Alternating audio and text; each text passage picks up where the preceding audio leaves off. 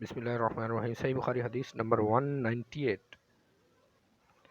सही बुखारी हदीस नंबर 198। सही बुखारी हदीस नंबर 198। सही बुखारी हदीस नंबर 198। सही बुखारी हदीस नंबर 198। हज़रत आयशा रज़ी अल्लाह तआला से रिवायत है, उन्होंने फरमाया, जब नबी सल्लल्लाहु अलैहि वसल्लम बीमार हुए, आपकी बीमारी शिद्दत इख्तियार कर गई, तो आपने दीगर अज़वाज मुतहरात से तीमारदारी के लिए मेरे घर में क़याम की इजाज़त चाही। चनाचा सब ने बखुशी इजाज़त दे दी। फिर नबी सल्लल्लाहु अलैहि वसल्लम हज़रत आयशा सिद्दीक़ा रज़ी अल्लाह तआला के घर जाने के लिए दो आदमियों के सहारे अपने पाँव घसीटते हुए निकले।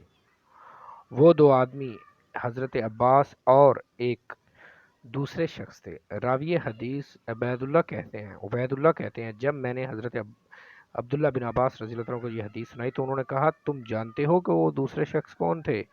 मैंने कहा, नहीं। तो उन्होंने फरमाया, वो हज़रत अली थे रज़ी अल्लाह तआला अन्हु।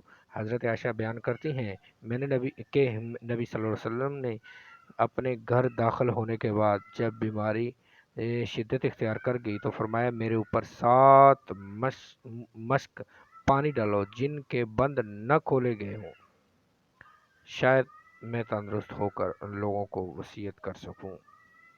फिर आपको एक बड़े टब में बिठाया गया जो आपकी ज़ौजा मोहतरमा हज़रत हफ्सा का था। फिर हम आपके जिस्म मुबारक पर इन मशकों का पानी डालने लगे, यहाँ तक कि आप हमें इशारा करने लगे कि बस करो। जब बस बस तुम अपना काम कर चुके, फिर आप लोगों के पास बाहर तशरीफ़ ले गए,